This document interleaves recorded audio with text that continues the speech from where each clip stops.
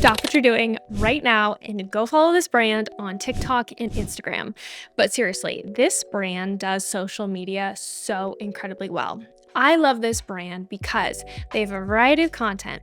They are repurposing queens, they have founder based content, and they are very authentic in the content that they create. So let's go ahead and do a deep dive. And welcome here if you're new. My name is Jessica. I run a multiple six-figure social media and marketing agency. I've also been in the marketing world for the past 8 years, and I love finding brands that are doing it right and then analyzing and pulling out different things that they're doing well so that you can take it and apply it to your business. So it's this brand called Dough, and they basically sell a healthier version of cookie dough.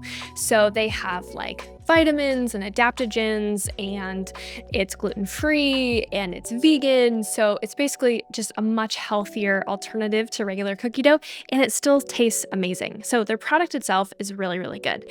So if we pull up their feed here, right off the bat, they have such a good variety of content. Now, obviously with cookie dough, you can have a lot of fun. There's like endless recipe ideas. You can do so many different brand partnerships.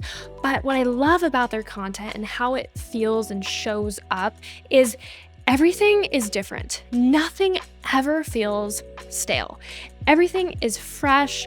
All of the reels, all of the graphics, it's stuff that has not been done before, and they're never ever just checking a box to get a post up. Like, you can tell their social team is really taking this seriously and coming up with fresh and new ideas. And because of that, they're rewarded with great engagement, loyal followers, and then obviously potential customers. Now you might be thinking, Jessica, it's cookie dough. You can have so much fun with content. It's not like an HVAC company or like a plumbing business. Like, the content itself is cool, and you can like do a lot with this brand. But I actually found another cookie dough company that doesn't do nearly as creative content as Dough does. So pulling up this brand, it's called Eat Doughy, which is still pretty cute. Now you can see that they are playing around with different recipes, making it very enticing to want to purchase, but you can kind of see a pattern to the type of content that they're posting. They really overdo the recipes if you take a deep look here. So while it's similar and it's very close, I think Dough does a better job. So if we go back to Dough's, the next thing I love about their content is founder-based content. So this is something I will scream from the rooftops from here till the end of time. If you are a founder of a business, you need to show up on camera. Now, why do I say this? I say this because you have to tell the brand's story and build that personal connection and human touch with people. Yes, I understand if you're a little camera shy, if you don't want to show up, but trust me, if you take the chance and you put content out there as the founder, why you created the company, what do you love about the company, the mission of the company, you are going to get so many more loyal followers and loyal customers because you show up. Now, there's ways that we can make you comfortable, so you could do like a full face, hair, makeup, everything that you want. We could have a professional videographer come out to you, film content for you. Like, we can make it as polished or unpolished as you want, but the brands that I see having the most amount of success on social media, their founders show up and create content. Now, it's not just all the founders just constantly creating content. No, they sprinkle in the content throughout the feed. So one of the things I love is their founder, Sabina. She does a lot of podcasts. So that's a really easy content pillar. They're interviewing her about the brand, and they went through and they chopped it up and they found the best piece or the best audio from the podcast to post. That's great. And then one of the things I love, which this is a perfect segue to my next point, is she was on Shark Tank. And they have, not only does that give the brand incredible credibility, like the fact that they were on Shark Tank and she has clips from that is so incredibly impressive. So I watched the episode and none of the sharks gave her an offer. So she had to walk away empty-handed. But they have used that piece of content like at least 10 different times, repurposing it in so many different ways, in so many different angles. It's such a good example of how to do it right so that you're not bombarding your audience with just like endless repurposed clips from Shark Tank, but you're also sprinkling it in strategically so people can take one look and be like, wow, she was on Shark Tank. Amazing. And that just adds so much more credibility to the brand. So they've done a really, really good job with that, which segues into my next point perfectly. They do such a good job with repurposing. So like I mentioned, they're very strategic with the content that they repurpose. So again, it's not overdone, but it's not rare to see that repurposed content on their feed. So they do a really nice cadence with when they are reposting this Shark Tank episode to provide the most amount of credibility with their audience. The reason I think this works is because they're being true to themselves. They are being true to the brand. They're being authentic, genuine.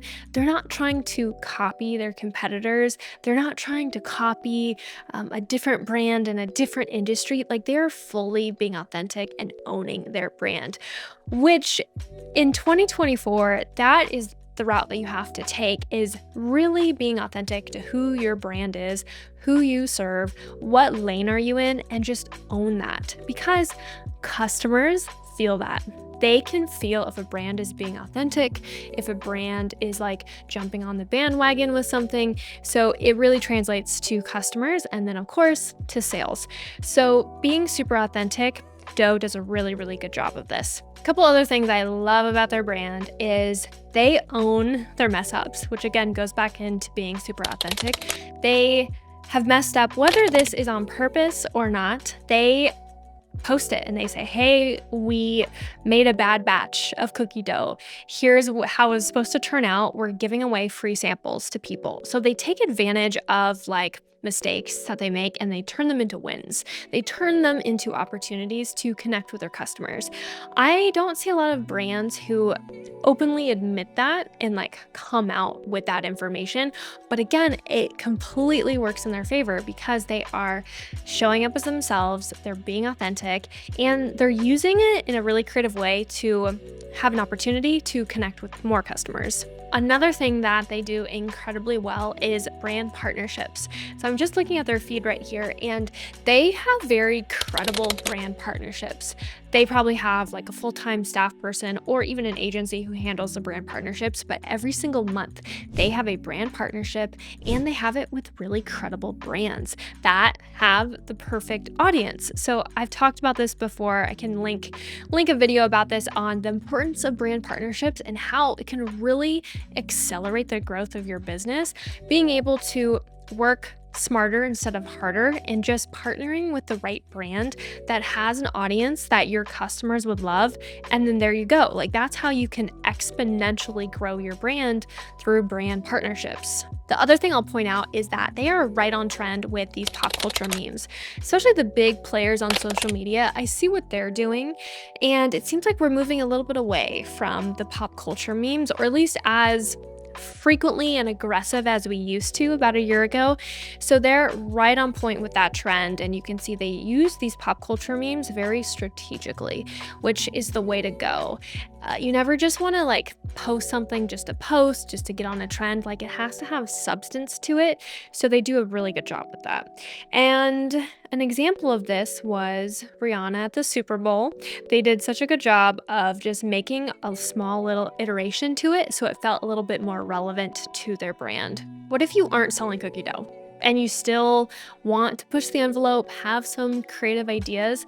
What you can do is take inspiration from Eat Dough's account, and you can use it as a source of creating more ideas on how you can have a little bit more fun with content. It's okay if you don't have a cookie dough brand and you can't do recipes, you can't do like brand collaborations, but you can think about what are different creative ways that we can create content that kind of pushes the envelope a little bit. That's not like our same old, mundane type of content. Like, how can we have a little bit more fun with it? How can we incorporate a little bit of humor into it or a little bit of sarcasm? If that's your brand, I think you can still pull out a lot of inspiration from Dough's account. So hopefully you guys thought that was helpful. Again, like, Doe is my go-to account when it comes to thinking of that type of content that pushes the envelope. Like, how can we create interesting, unique content that's fresh and fun and that really attracts and appeals to our target audience? So give them a follow, check them out if you ever need content inspiration, and I'll see you in the next video.